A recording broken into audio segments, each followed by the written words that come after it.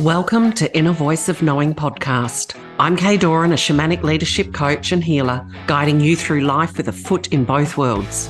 When you understand the terrain of the inner landscapes, the mental, emotional, spiritual, and energetic, you will become the leader within your physical life, both personally and professionally. After all, the power of change is in your hands. Let's get this journey started.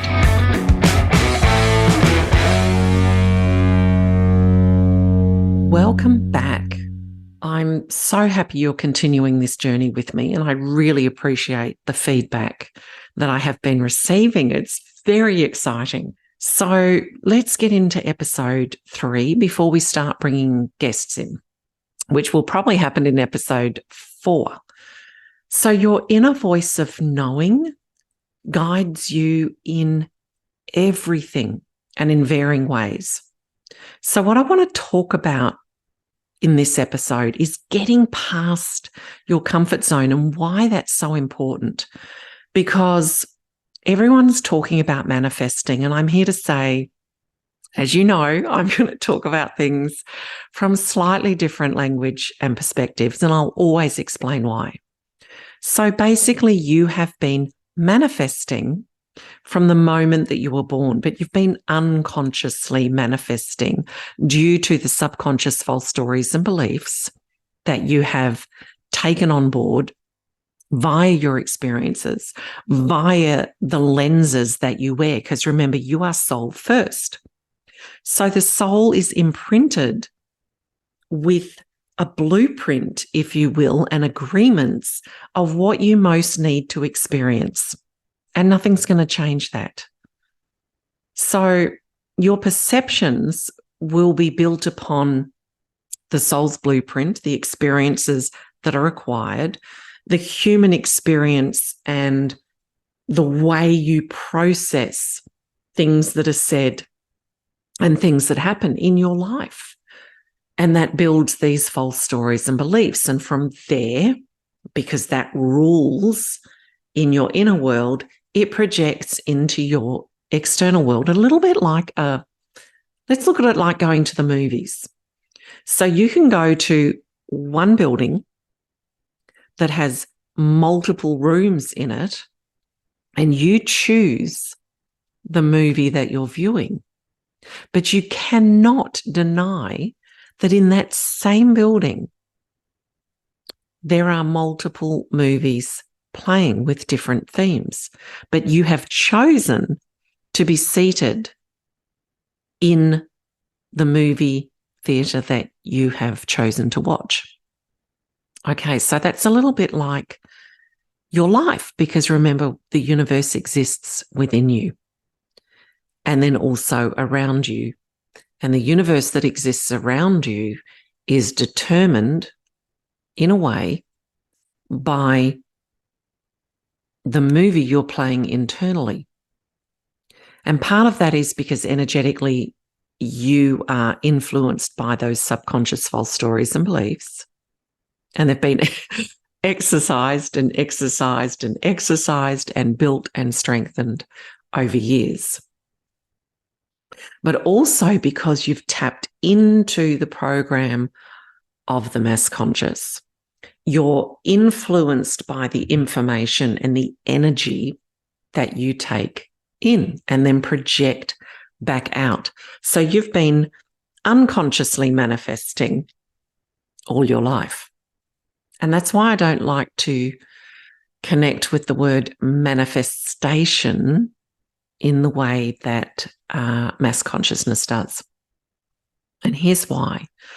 Because once you become conscious of these programs that are sitting in the driver's seat of your life, as you sit either in the passenger seat, the back seat, or for some people in the boot, depending on the energy and the power that you've given these programs as to where you're positioned.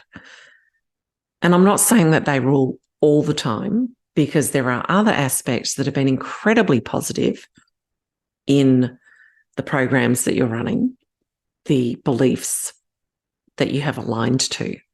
But we're just talking about the ones that that really rule. And let's look at it like this. So because we're talking about energy. So, and I don't like to label in terms of negative, because there's negative in positive, positive in negative. And if we go deeper, when we go deeper, like I do into my advanced programs, they don't exist. Negative, positive, just truth.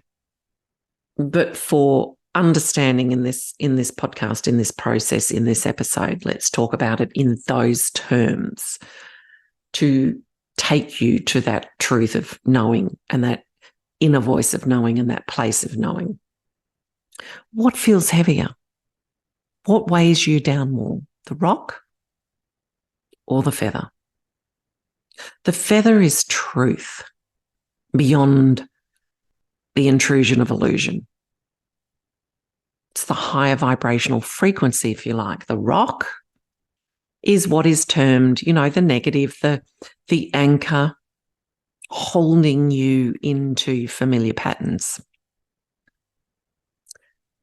That's why we stay connected to it, because it feels stronger, weightier, heavier, until we actually start to understand and know energy. Hence the cutting of the cords process and the centering and the heart intelligence, now breathing, so that you can tap into the truth beyond the shadow of the belief system, the spider's web, if you will, of illusion. So understanding that one feels heavier, it anchors us. One is lighter, it gives us wings the more we apply it. Each feather takes us higher and higher, if you will, energetically. So the words that I'd like to anchor myself to is not manifestation, because you've been unconsciously manifesting this whole time. It's about becoming the conscious creator and crafting your future. Now, there are layers or pieces of the puzzle to this, if you like. So it's about rewiring these false stories and beliefs, defusing them, because everything you feed into that mindset level is creating neural pathways. If you like, let's imagine it like branches of a tree. Okay, so every time that you are really feeding, and I don't mean momentarily visiting, really feeding, I'm useless, I don't know enough, I'm not good enough, I can't do this, I don't deserve, I don't belong, I don't fit in. Whatever it is, you are feeding that branch to grow. And I like to create the visuals, because the visuals help us feel the understanding of what's being discussed and shared. So that's okay. You can, we can do what we've done, or what I've done and my husband have done recently with the roses. We can prune. And that takes time for new growth. So yes, it's important mentally to start aligning with I am and creating the other. And no, of course you don't believe it at the time. That's why you're aligning to it. That's why you're going to look in the mirror and say it. That's why you're going to wake up in the morning and say it. And that's why it's going to be direct. Because remember, we're aiming for the middle of the dartboard, which is specific. It's the smallest part. It's the most direct. So, of course, you're going to take on these I am statements, and you're not going to waffle them and fill them with words that don't really hold any power for you, because remember, words have power. So when I'm running ceremonies and I'm doing coaching, etc., it's like, does that have power for you the way that you've said it? Because if it doesn't, it's not going to fire up your system, your cells. It's not going to permeate your being. So whatever I am statements you choose, I'm going to say to you, choose 4 or 5. that nail how you choose to feel. And I remember when I started in my 20s and I am beautiful.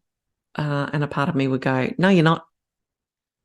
Because I'd spent so much of my life feeling like I didn't fit in and I wasn't the beauty and et cetera, et cetera. But it's okay. When I learnt to say it in a way like I actually did as a child, where I'd look at myself in the mirror as a 6-7-year-old and go, gee, I've got beautiful earlobes. And I felt it.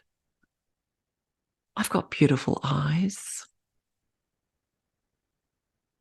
So just pick the things that you can align with that fire you up a little bit, and the subconscious false stories and beliefs might come in and go, no, that's not true. It doesn't matter. You're doing it to create a new program to override. And the more that you say it first thing in the morning, last thing at night, and the more that it is like a mighty dart that hits the central point, not confused by the fluff of words and sentences that go on forever, something that's direct, it will start to make a difference. Words that have power to you, that have meaning to you, because I'm telling you now, we all use words in different ways. There are times I say to my husband certain things and it doesn't resonate with him, but it has power to me because that's my language. Get to know your language, the words that hold power for you. And there are certain words that are powerful across the board.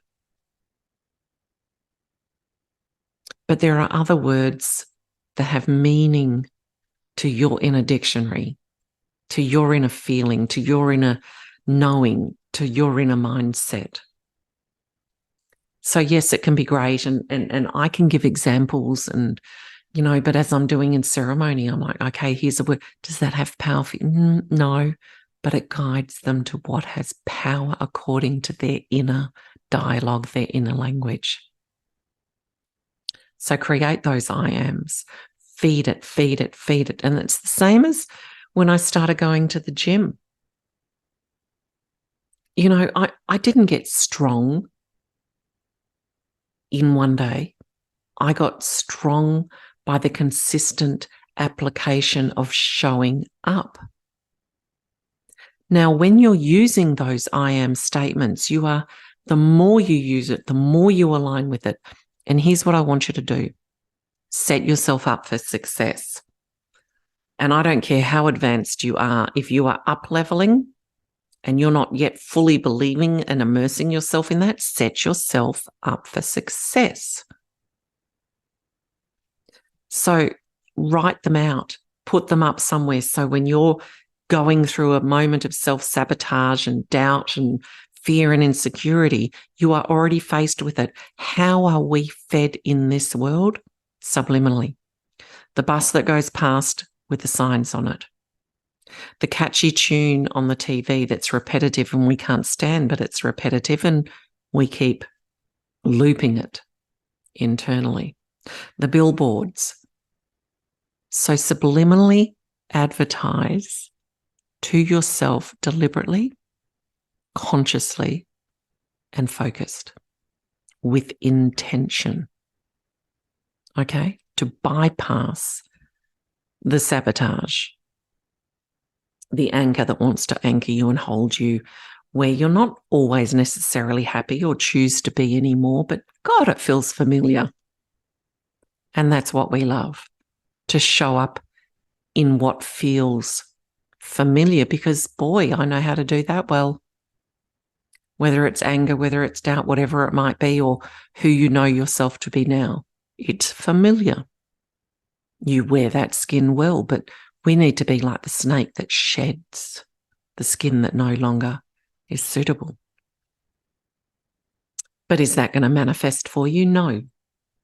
You need to inject the feeling. You need to run like a movie trailer of the latest movie that's come out that shows you all the best bits. You need to run that in a way that's symbolically important to you, so it fires up feeling, it fires up the cells.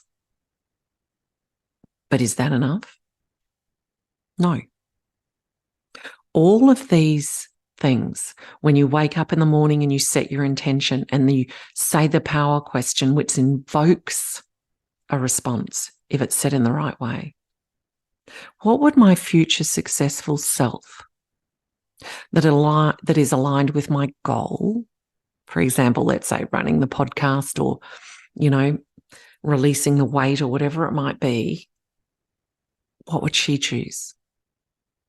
How would she wake up? How would she move through the day? Is that going to manifest for you? No, but it is a part of the puzzle. Here's the thing, all those processes that you do, what they're going to do for you is drip feed into that subconscious.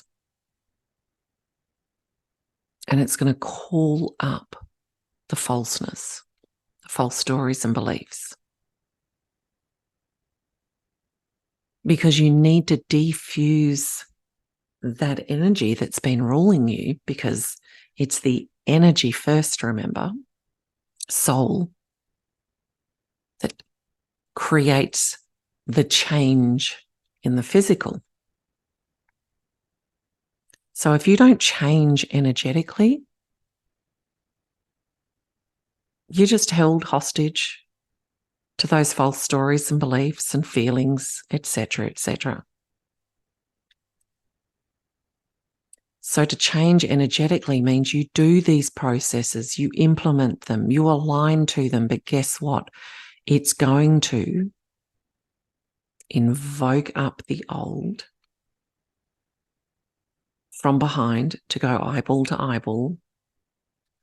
And that's exciting because that's the moment you're about to diffuse it, dispel it, break that spell, so to speak. And behind that is a part of yourself, an aspect of your psyche, if you like, an aspect of the child within, because there's an orphanage within us, not one child, that holds the energy that you require to expand into that next version of yourself energetically. And it might be that he, whatever it might be, has carried and been locked away and suppressed and taken on this pattern aligned with the false story and belief. And the belief feeling is, I'm responsible for everybody else. So you show up for everybody else and not for yourself. But maybe you need that energy back and you reclaim that aspect of yourself. Now, how does that self communicate to you? Because this is really important, because part of the knowing and accessing that inner voice of knowing is understanding the terrain that we travel through. So mentally, we're becoming aware of the terrain that's been ruling, those false stories and beliefs, and we choose a new program to feed a new program. The visuals that we hold of dooming outcomes, if you like, fearful outcomes, and we choose the trailer that we're going to align to of the successful outcomes. But then there's the emotional. The only way that these discarded aspects, these wounded aspects, can communicate to you that actually hold energy that is required for you to move forwards is via your emotional body. Now, this is where we have choice and also to take responsibility, that process of turning the vision back inwards rather than the projection outwardly. This is really important. These are powerful tools. If you are feeling emotionally reactive, it is reacting out something old. There are things that could be said and done and take place that, years ago, I just would have been defensive and reactive about. Now it's just like, So, for example, what people say and believe about me, it's none of my business. All that matters is what is said and how I feel about myself. But if I feel reactive, if I feel defensive, if I feel hurt, if I feel offended, there's something going on inside of me that needs to be reclaimed. There's something reacting out in me that's old. That detail, that specific, that much ownership. If anger is triggered, if judgment is triggered, if anything other than peace. Now, that doesn't mean that you can't be impassioned about something. That doesn't mean that you can't speak with authority about your boundaries. And there's another topic. If you feel an injustice that a boundary has been crossed, here's a power question for you. Did you clearly communicate that boundary? Because if you didn't, how does someone know that they're crossing a boundary? Because we all have different stories, different values, a different level of acceptance, a different way of being, of speaking, of moving through the world. So again, anything reactive of a judgment, because at the core of us, remember episode 1, we are soul and energy first, and that means that we are all a part of the source of all that there is. We are all a part of each other. So it's expressing back to you, back to us, what most needs to be highlighted and have love, compassion, understanding, and forgiveness brought to it. And that is something that we must do first and foremost. Bring back love, compassion, understanding, and forgiveness to self so that we can extend it to others. And create an inner dialogue with those aspects that feel hurt, discarded, not good enough. Because here's the thing. When you're born, you know that connection to all that there is. You project onto your parents, your mother, your father, the God, goddess element. And then the disappointment, the disconnect happens because God, goddess has clay feet. In other words, they're human. They're doing their own journey. They're fulfilling agreements made at deeper soulful levels. It's the journey we've chosen of remembering, forgetting, and remembering, returning our vision back inwards and understanding the truest nature of who you are, of who we are, and the oneness of it all. And forgiveness, let's cover off on the forgiveness. The love needs to be unconditional. If you're a parent and your child comes to you and says, I'm not good enough, I'm pathetic, do you sit there and go, yeah, you are really pathetic? Or do you embrace them with love? But here's the question. Do you do that for yourself, to yourself? Powerful when you create vision to that, isn't it? Perspective to that. Compassion for the human journey that we're on, for the fact that we all fall down. We all mess up. We're all here learning. But what's our intention behind it? What's the intention behind someone else? That's a powerful question. That's where communication with ourselves and with others is so powerful, because we have perception, we have projection. But imagine if we ask, what was your intention? Because the intention behind someone's words or actions and behaviors is what's really important, what's really powerful, or behind our own. And if we don't know, then we can't communicate that. And if we communicate our intention to someone else and they're still projecting and judging, that's okay.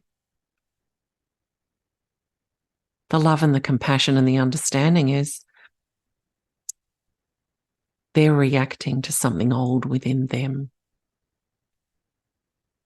And when we know it's not us, we can hold that space of love, compassion, understanding. Now, forgiveness is incredibly powerful. Forgiveness does not mean forgetting. Forgiveness does not mean excusing. Forgiveness energetically is about, I will no longer be held hostage to. I release. I gift myself the freedom. There's a big difference. And so often forgiveness is completely misunderstood.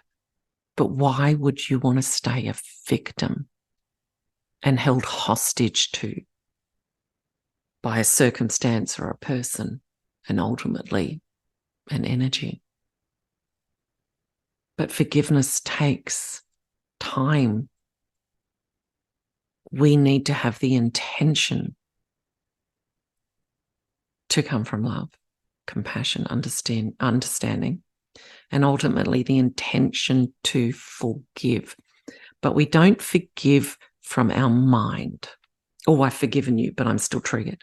The forgiveness is a whole-bodied experience. Love is a whole-bodied experience. Compassion is a whole-bodied experience. Understanding is a whole-bodied experience. I was raised or programmed from my perspective as a child with understanding, but I missed all the steps, so it wasn't true understanding because the intention behind it was, oh, Kaye, you've got to understand, poor so-and-so. So I took on the program, if you will, or the patterning, or the false stories and beliefs that override how I feel, override the journey of the energy, and bypass, go straight up to understanding. But it wasn't true understanding. It was a false story and belief and a pattern that I created. So the intention behind it was to be loved and loving and see how good I am, see how worthy I am, see how kind I am. But the journey to the love, compassion, understanding, and ultimately forgiveness can't be bypassed. It must be journeyed through in order to be a whole-bodied knowing experience. So when you're consciously creating and crafting and you're setting those new I am statements, those mindset alignments, and choosing to feed the feelings via the imagery of the trailers of the movie of your life, and asking each day, what would my successful self already living that outcome choose? How would she or he be or feel or speak or move through this world? Then understanding that the emotions will come up, all of it will come up, because you're saying, I'm no longer having it come in from behind. I'm going eyeball to eyeball with it. And that's when you apply the energetic processes of that heart intentional breathing, that inner dialogue, defusing fears, which is a 5-minute process that you can get from my website. Follow the link below. The reclaiming of a discarded aspect that's speaking to you through your emotional body, get support for that one if required. And the recognition that you are up leveling into energetically, mentally, emotionally, physically, energetically, and spiritually into the vibrational frequency that matches that outcome. Now, here's an example.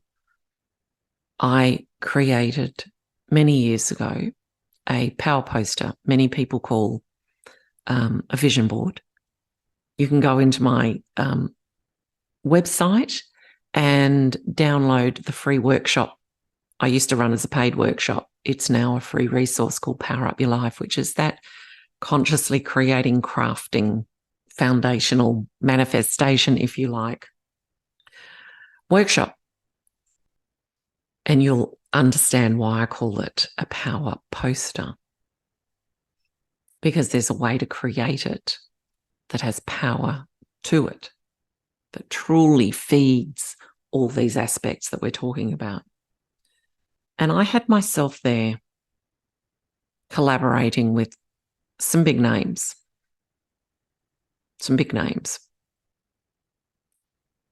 And in my 40s, I was guided to downsize my business and re-enter the workforce. And I had 10 years of bullying, severe bullying from teams, from management, from upper management. And it didn't matter how many jobs I recreated that were aligned with, no longer want to work weekends, need a car, this is the money, etc., etc. All of that was consciously created and crafted, but the bullying followed me. But I couldn't be a victim to it. It was the journey of understanding it, and the realization for a shortcut was really, I was so used to being bullied throughout my life that I didn't even recognize it unless it was severe. And then I needed to go in and retrieve that part of myself and reclaim that energy and break that projected pattern, which I did. And the moment I did that, life unexpectedly opened up my world again to my passion and purpose, which is my coaching, my healing. And it came back to being full-time at a whole new level. And then I was offered an opportunity to be in a movie that's coming out next year called Adversity. And guess what? 2 of those 3 names of collaborating with are in this movie, well-known people. And the day that I was being filmed, which was earlier this year, I felt so at home and so ready and so completely aligned with being in this movie, in being with these other thought leaders, that it made me really understand that those 10 years were designed to clear and align me and energetically prepare me and take me to that resonance where I truly felt the right, the deserving, the preparedness to be in that movie alongside these people. That is consciously crafting and creating. Now, when I downscaled my business and went and re-entered the workforce, there was an element, the duality. Had I failed? I'd had visions. I'd had knowing, my inner voice of knowing. But I had to trust, because I also felt this is exactly what I was meant to be doing, and I was exactly where I was meant to be. And the timing was perfect, but did I understand? Hell no. Does it make sense on the other side? Hell yes. Absolutely. And that's part of the process of consciously creating and crafting, which is why it's so important to develop and amplify and connect into your inner voice of knowing, because that inner voice of knowing guided me through what felt like at moments a failure, a backward step. But really, it was serving me in the highest possible way. This is why I'm doing this podcast, to help you understand and navigate these different terrains. And how everything that's taking place is perfectly designed to support you. Are you willing to recognize that? Are you willing to develop the knowing of that, even when you feel uncertain, even when you feel uncomfortable, even when you feel fears, even when it's all swirling around you because of all the work that you've done and applied, it has actually brought up. There was a show that I used to watch, and it was about three sisters. I think it was called Charmed, that were witches, and the demons were after them. And it always ended the same. Eventually, they confronted those demons. Bam, they were dissolved and discarded.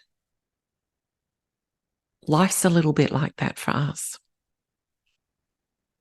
So even recently, because of I live and breathe and apply everything that I share with you, everything that I teach is a journey that I understand, because I take that journey myself and have done for well and truly over 33 years. So you get to the point where you can feel that overwhelm, you can feel that fear, you can feel all those false stories and beliefs, but you get into the four-wheel drive of your life, understanding, I know exactly where I am and I know what to do. I keep cutting my cords. I stay with my I ams. I do my inner dialogue. I claim the part that's trying to communicate to me, that holds the energy that I need to retrieve, to reintegrate back into my system. And I break that spell. Does it feel rough? Mm-hmm. But is it familiar? Yeah. You don't panic when you get into your four-wheel drive and hit the rough terrain. You know what you're doing. You're in the right vehicle. You're in the driver's seat. You're experienced. And that takes the daily application, the daily practice, the daily development of the deepening of the understanding that you are soul and energy first, that you need to look after your energy, to understand the terrain of the mind, the emotions, the energy, the physical, and the spiritual. And all of it's designed for you to become the leader in your own life. You might want to listen to this particular episode a couple of times. Remember to set yourself up for success. All these statements, all the images, everything that you place around your home and your environment, what is it feeding you? What is it implanting into your subconscious? And what neural pathway branches are you developing? And here's an incredibly powerful question. Are the thoughts that I'm holding on to, because it's a choice, are they expanding me or contracting me? Because if it's a contraction, you're not doing yourself any favors. If it's an expansion, you're expanding your energy. The moment you realign with those thoughts, with those images. Now, that doesn't mean that you can't address the emotions, because remember, the emotions are discarded aspects of yourself. If they are persistent and you feel it in your body and you can't breathe through it, go in and claim it. Thank you for joining me for this episode. Join me for episode 4. I've got an amazing guest. Give me the feedback and know that you are worthy and powerful beyond how you understand yourself to be right now. Join me on my next episode. And if you love this podcast, please subscribe by clicking on the plus button if you're on Apple, or like and follow on Spotify, rate and review, and please share Inner Voice of Knowing with your friends.